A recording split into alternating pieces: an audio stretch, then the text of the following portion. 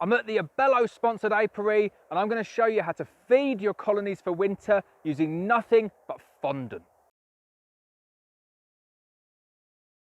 Hi, I'm Lawrence Edwards from Black Mountain Honey. Welcome to another episode of No Nonsense Beekeeping. Thanks to Abello for sponsoring this apiary, sponsoring this video. I'll pop up an advert there. Check out their polyhives. They are the best on the UK market.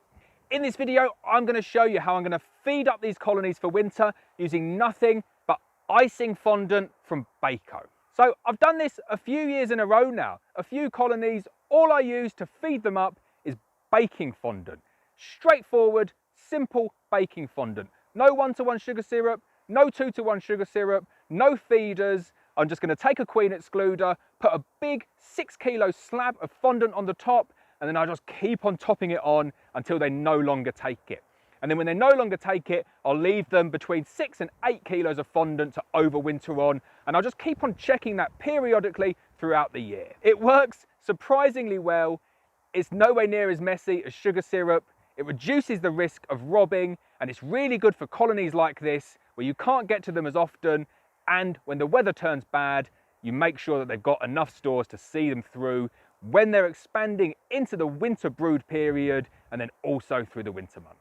So let's get into the colonies and I'll set it all up. Right, excuse the cleaver, look a little bit aggressive. This is the fondant that I'm going to be using here. Standard white baker's fondant. I get mine from Bako, but you can use any fondant, any beekeeping fondant, really doesn't matter.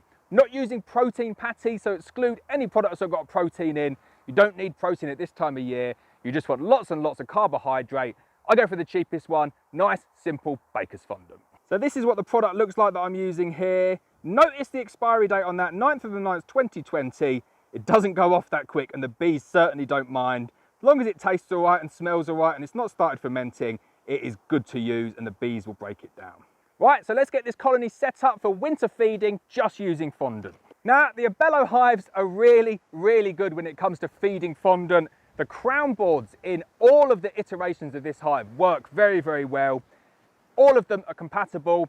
If you're using it on the very, very old version that has 5 holes in the crown board, I just leave 4 of them closed and then just keep the 1 central hole open. You do actually get a little bit more flexibility with that one if the cluster moves around over winter, but for the purpose of this one, I'm just doing it with the central hole feeder. So at the moment, I've got a central hole. You can see all of the bees down there. All I'm going to do is I'm just going to remove that ventilated plug and I am just going to plonk a big slab of fondant on the top. Now, when you're normally doing this, I would suggest if you're feeding colonies up exclusively using fondant for winter, just stick the whole 12.5 kilo slab on. I'm going to cut it in half today because I'm just a little bit low and I'm waiting for an order to come in. But you're feeding them up. You need to get these colonies up to around 40 pounds, including the frames, including the bees, including the stores. So 12.5 kilos, around 27 pounds, something like that. They will get through this and they will burn that off and they'll probably need another one going into winter. So you really can't overdo this. It's not the same as topping it up over winter where they might need a kilo or 2. I just stick it on, big fat slab. That's all you need. Make sure it's still mushy. You can see there, really nice mushy fondant. If it's rock solid, you're probably best off breaking it down, turning it into sugar syrup. As long as it's mushy though, you're good to go. Keep the blue plastic on. That helps keeps it nice and moist as well. Keeps it protected from the top. And then all you need to do, simple as this, put it over the hole, take that ventilated mesh out, give the bees access up into it, and that is the job complete. It is as simple as that. The easiest way to feed bees you can possibly find. So just for reference, I just want to give you a snapshot of the size of this colony, first week of August, probably over 3 or 4 frames. Let's get the crown board on now and get this colony fed. As I'm building this colony up for winter, I'm not looking to get any honey crop off this year, so I'm going early with my mite treatments as well. And I'm going to cover this in a separate video, but I'm using Apivar, first week of August, going to leave it in for 8 weeks and then I will take it out. Really does pay to get your treatments in early though. So there we go, I've got the hole off now. You can see the Apivar in there as well. I'm just going to chop off a big old slab of that fondant, cut it straight in half, plonk that on the top. There we go, nice big half slab of fondant. I'll peel back the paper just a little bit and I'll place that over the hole. Be careful not to place the plastic over the hole because you will starve the bees over winter. Try and get all the bees back down and then just place that over the hole. So that's what it should look like there. Just make sure that they've got access up into the fondant and you're not blocking it with the blue plastic. and they are good to go. So once you've got the colony to this position here, you can just build up the supers. I'm just storing a couple of empty supers here, but you need a minimum of one, and then you can just go on top with the roof. Just gives the bees space to store that fondant.